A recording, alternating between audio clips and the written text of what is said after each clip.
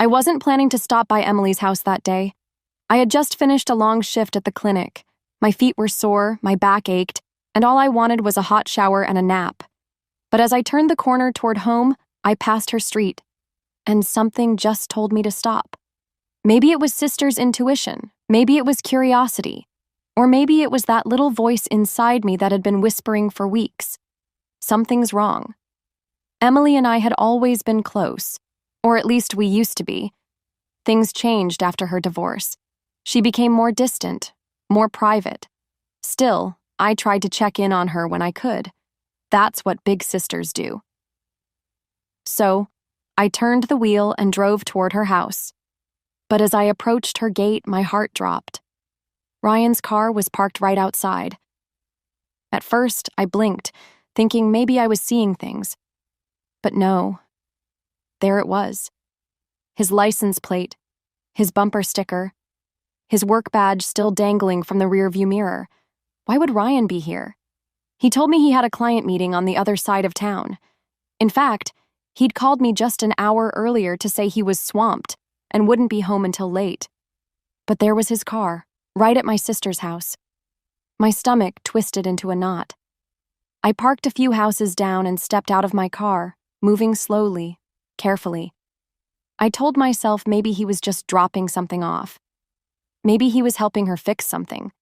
Maybe... I crept toward the side of the house where the living room window faced the street. Her curtains were slightly open. That's when I heard it. Laughter. Their laughter.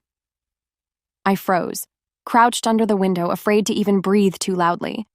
My heart was pounding so hard I was scared they might hear it from inside. Then I heard Emily's voice, clear as day. Claire has no idea. Honestly, I don't think she ever will. Followed by Ryan's chuckle. She's too trusting. That's why it's been so easy. Easy? Easy to what? I felt like the air had been knocked out of me. My hands were shaking. I pressed myself closer to the wall, trying to make sense of what I was hearing. I wanted to believe I was misunderstanding, that there was some other explanation. But then Emily spoke again. I almost feel bad. But you said it yourself. She's not exciting. She's comfortable. Comfortable. Like a pair of old shoes. I stared down at my fingers. I didn't even realize I was clutching the side of my shirt, twisting the fabric so tightly it hurt. I should have barged in right then. I should have yelled, screamed, thrown something, but I didn't. I just stood there, frozen, listening to the two people I trusted most, my husband and my own sister, laugh behind my back like I was some kind of joke. I don't know how long I stood there before I backed away. I moved like a ghost, drifting down the sidewalk and back to my car. I sat behind the wheel and stared at the dashboard, trying to blink away the sting in my eyes. My mind kept replaying Emily's voice. She has no idea. But now I did. And everything was about to change. Viewers, have you ever discovered a betrayal when you least expected it? Tell me in the comments how you would have reacted if you were in Claire's shoes. Don't forget to like, subscribe, and turn on notifications so you don't miss the next part of this emotional story. After that day at Emily's window, I couldn't sleep. I lay in bed with Ryan snoring softly beside me, and all I could think was, how long? How long had they been lying to me? How long had I been living with strangers? I kept rewinding everything in my head, trying to find the exact moment when it all started to go wrong. I didn't want to believe what I had heard. But when I looked back, the signs were there. Tiny things. Things I brushed off because I trusted them both so much. A few weeks ago, Ryan had come home late. Again. He said he was stuck in traffic. I remember teasing him, calling him Mr. Overtime, and handing him a plate of reheated dinner. He smiled, kissed my forehead, and said, "Thanks, babe, you're too good to me." But now I wonder if he was even in traffic at all. Then there was Emily. She'd been acting different lately, harder to reach, always canceling plans. When I invited her over for tea last month, she said she wasn't feeling well, but I remember something strange from that day. Ryan had gone out to run errands, and when he came back, he looked nervous. I even joked, "You look like you've seen a ghost." He laughed it off and kissed my cheek. "Just tired." Now, that moment felt like a flashing red warning light I had missed. One evening, we all had dinner together. Just a small family meal at Mom's house. I remembered Emily barely touched her food. Ryan kept checking his phone. They didn't look at each other, but there was a weird tension in the air. At the time, I thought maybe Emily was still struggling with her divorce. She had married young, and when things fell apart, she moved back into our family home for a while. I tried to support her through all of it, let her cry on my shoulder, even helped her set up her new apartment. And Ryan, well, he always said he felt sorry for her. He even told me once, "I think she just needs someone to believe in her again." Now I know what he meant by that. I remember another moment, just 2 weeks ago. Emily came over unexpectedly. She said she was in the neighborhood and brought cookies. Ryan was home early that day, rare for him, and I caught them both sitting on the couch laughing. Nothing suspicious, but I felt something.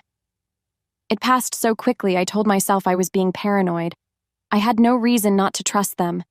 Emily was my sister. Ryan was my husband. They were my family. But when I replayed those memories with fresh eyes, I started seeing things I didn't see before.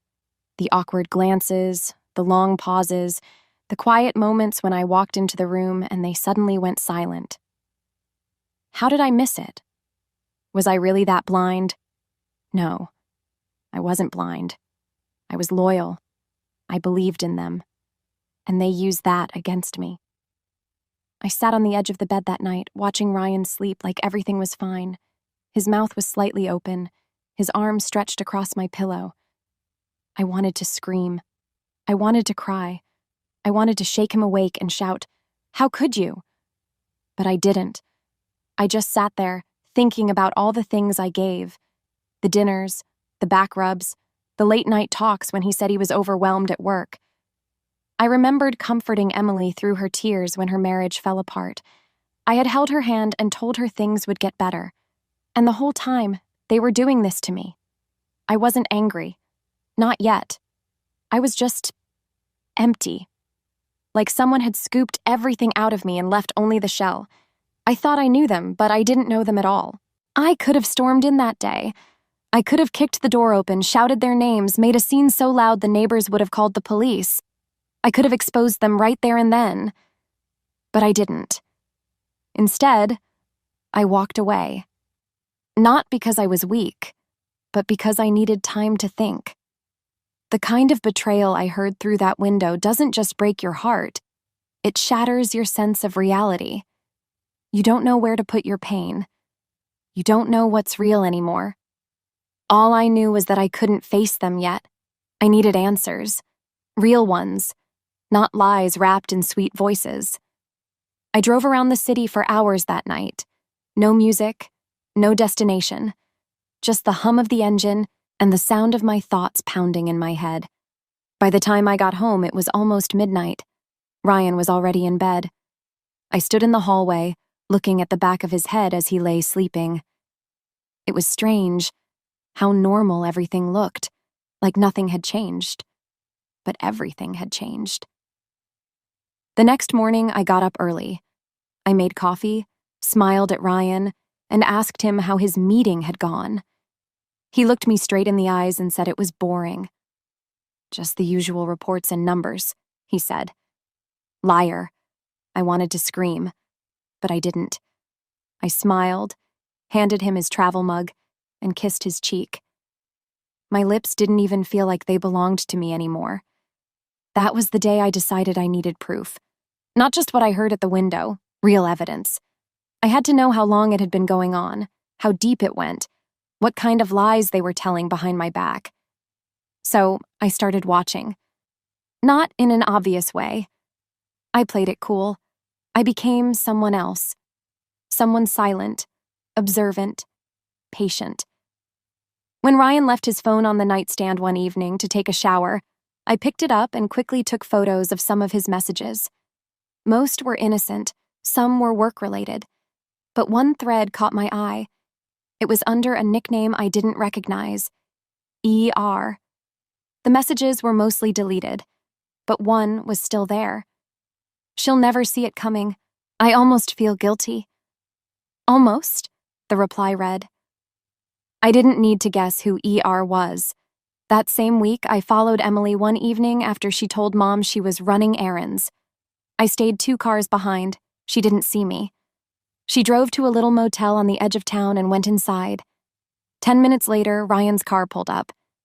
I sat in my car, parked across the street, hands clenched so tight my knuckles turned white. There it was. I had my answer. A part of me still hoped this was some twisted misunderstanding. But no. This was real. Cold, raw, and disgusting. Over the next few days, I kept collecting what I could. Locations, screenshots, dates. I made copies. I stored things in a hidden folder on a USB drive and emailed it to myself just in case. And while I was doing all of this, I acted like the perfect wife. I packed Ryan's lunches. I helped Emily pick out curtains for her apartment. I smiled during family brunches. I laughed at their jokes. No one suspected a thing. But what hurt more than anything was discovering my mother had sensed something too. One afternoon, she called me to check in. Her voice sounded uneasy. Claire, she said gently, has Ryan been different lately? I asked her what she meant. She hesitated. I don't want to worry you, but sometimes I get the feeling that Emily is getting too close to him. I went still.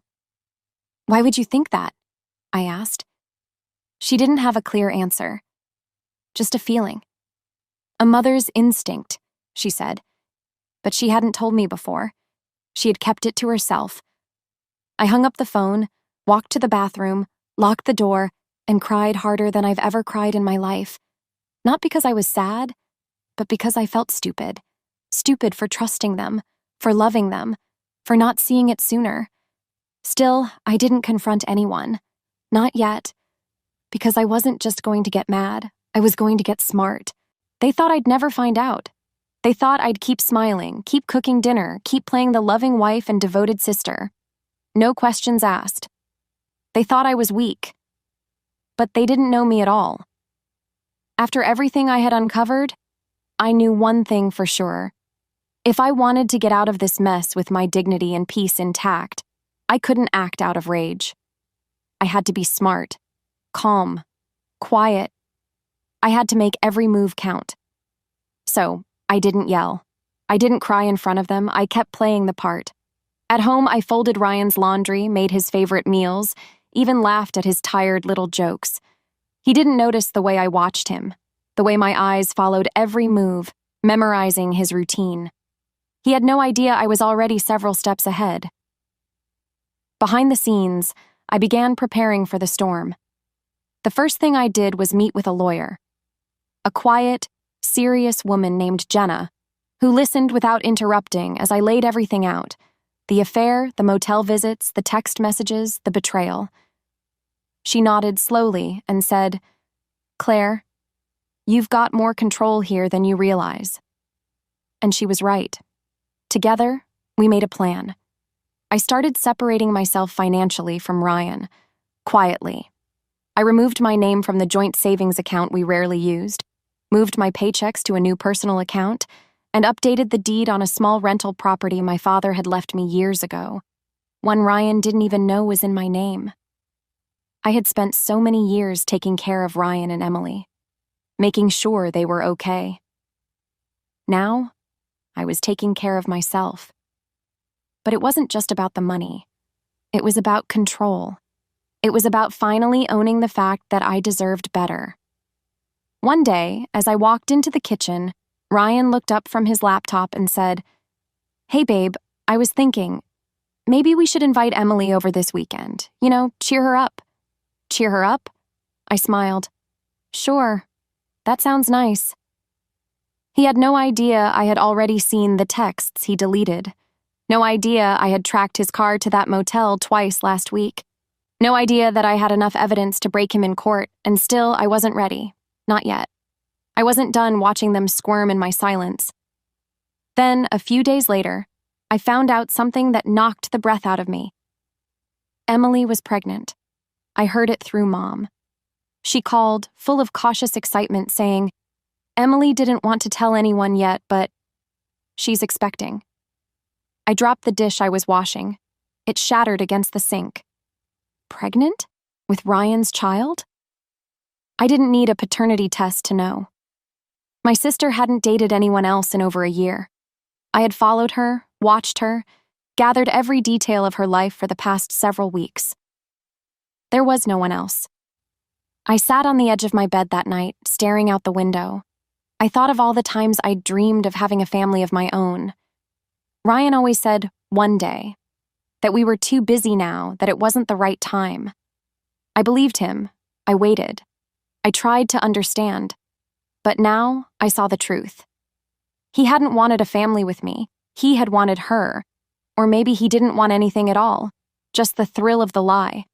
The control. The game. I lay back on the bed, staring at the ceiling, feeling strangely calm. This wasn't the part where I broke. This was the part where I built. I thought about the family dinners, the fake smiles, the quiet betrayal unfolding in front of everyone's eyes. I thought about the baby growing inside my sister, a symbol of everything they thought they got away with. They thought I was too nice, too gentle, too naive to do anything about it. But they forgot something. I loved quietly, but I also planned quietly, and this time I wasn't going to just walk away. I was going to choose the moment to speak, and when I did, the silence would end. My birthday arrived like a quiet storm. I knew they were planning something. Ryan had been whispering on the phone, sneaking off to text, pretending to be casual. My mother had asked me twice if I was free that evening. And Emily? She sent me a cheery, "Happy birthday, big sis" message first thing in the morning with way too many heart emojis. The whole thing felt rehearsed. They were setting a stage. I just didn't know what the act would be until I got to the dinner. It was at my mom's house. Balloons, streamers, a cake with my name on it. Family gathered around the table, trying to look excited. Ryan stood behind me, resting his hand on my shoulder. I could feel the tension in his grip. I smiled and played along, like I hadn't been building an escape plan for weeks. Dinner was almost over when Emily stood up. She tapped her glass with her fork and cleared her throat. "I have an announcement," she said, placing one hand on her stomach. I already knew what she was going to say, but I let her speak. "I'm pregnant," she said, her eyes flicking toward Ryan. The room fell silent. Someone gasped. My aunt dropped her fork. Emily smiled and added, "I know this isn't how we expected things to go, but life surprises you. We're a family now." She didn't even look at me. Like I didn't exist. Like this was her moment. Ryan didn't say a word. He just stood there behind me, frozen, as if he couldn't believe she'd actually said it out loud. I picked up my wine glass and stood slowly. "Congratulations," I said calmly. "To both of you." Emily blinked, startled. Ryan's mouth opened, but no words came out. "I actually have something for you, too," I said, turning to Emily. "A little gift." I reached into my purse and pulled out a small envelope. Emily hesitated, then took it from my hand and opened it. Inside was a printed report. Her smile dropped the moment she saw it. It was a DNA test result. I had mailed in Ryan's DNA, collected from his toothbrush weeks earlier, and paired it with a napkin Emily had used during brunch. I didn't need it for legal reasons. I just needed confirmation. And what it confirmed was simple. Ryan couldn't be the father. 2 years ago, he'd had a vasectomy, something he never told Emily. Everyone at the table was watching us now, confused. Ryan stepped forward. "Claire, what is this?" I turned to face him, still holding my glass. "I told you we weren't ready for children, and you agreed. Then you went behind my back and gave that dream to someone else. Or so you thought." He paled, Wait. I spoke to your doctor, I said softly. Remember? I made your appointment. I picked up your meds. You think I didn't know? Emily looked like she'd been slapped. She stared at the paper, trembling. I turned back to the table. I'd like to make a toast, I said, raising my glass. To betrayal, to liars, and to the best birthday gift I've ever received, the truth. Then I set down my glass and reached into my purse one more time. This time I pulled out another envelope. It was addressed to Ryan. Inside was a letter from my lawyer, outlining the sale of the house he lived in, which was in my name. The accounts? Closed. The car? Reclaimed. The man standing next to Emily had nothing now. He looked down at the letter like it had been written in a foreign language. You think I didn't know what you were doing? I asked, voice steady. I knew. I knew for a long time. And now everyone else knows too. I turned, looked Emily in the eye, and smiled. You wanted to take my life? Fine. But just know, you'll be raising someone else's baby alone, with nothing but the ashes you thought were gold. And just like that, I picked up my purse and walked out. I didn't cry. I didn't look back. Because for the first time in months, I felt free. It's funny what people think winning looks like. Emily thought she'd won. She thought stealing my husband and announcing her pregnancy at my birthday dinner would break me. She thought her little performance would make her the center of attention, the new star of the family. And Ryan? He just stood there like a deer in headlights, realizing too late that the rug had already been pulled out from under him. But what neither of them realized was, I had already moved on. Not from the pain, not from the betrayal, but from them. I gave myself the gift of freedom that night, and after I walked out of that house, I never looked back. A few days later, the fallout started. Ryan tried calling me, over and over and over. He sent texts, left voicemails, even showed up at my work once with that same fake apologetic look I used to fall for. I didn't know she was going to say it like that, he said. Like that was the problem. I made a mistake, he pleaded. Can't we talk? Talk? I didn't owe him a word. The house was no longer his. I had sold it the day after my birthday. It had always been in my name. The paperwork was signed. The new owners were moving in within the week. The joint accounts? Closed. His credit card access? Revoked. I had legally protected every asset I'd earned, every dollar I was entitled to. He was left with a suitcase, a rented room, and a reputation in flames. Emily, on the other hand, didn't take it so well. She tried calling too, once. But she didn't leave a voicemail. I think part of her still believed I'd come running to forgive her, that I'd be the big sister again, the helper, the fixer. But I was done fixing other people's messes. Instead, I sent her something, a manila envelope, with her name on it. Inside was a legal notice. During the final weeks of my marriage, I'd quietly had one of my rental properties transferred into Emily's name. She thought I was helping her, offering her a new place to live after her rough patch. What she didn't know was I was setting her up to take the fall. Because that property, it had been linked to our joint marital assets through an investment Ryan tried to hide. And since she accepted it under false pretenses, using funds taken from my household, she was now being sued for emotional damages and theft of marital assets. I didn't want her money. I wanted her to feel what I felt, used, powerless, humiliated. She didn't show up to the first hearing. Her lawyer tried to negotiate. I stayed calm. I asked for nothing more than what was fair, just enough to legally attach her name to the financial chaos she helped create. And the baby? Well, that was the real twist. I never said anything after I handed her that DNA result. But word got around. Quietly, rumors started. People whispered. Family members talked. Emily refused to admit anything. But Ryan, he eventually demanded a test. And when the truth came back, that he wasn't the father, they turned on each other faster than I could have imagined. Ryan moved out. Emily stopped showing up at family events. Mom tried to stay neutral, but even she couldn't pretend not to see it anymore. The perfect little fantasy they built, it crumbled. And me? I traveled. I redecorated a small apartment by the lake and made it mine. I read books again. I went to dinner alone without feeling lonely. I even started volunteering at a shelter for women going through divorces. Women like me. Women who gave everything and got nothing in return until they took their power back. I didn't scream. I didn't beg. I didn't destroy. I reclaimed. Because sometimes the best revenge isn't about ruining someone's life. It's about watching them ruin it themselves after you walk away with your peace, your dignity, and your name untouched. Emily took my husband, so I took her illusion, and I never looked back.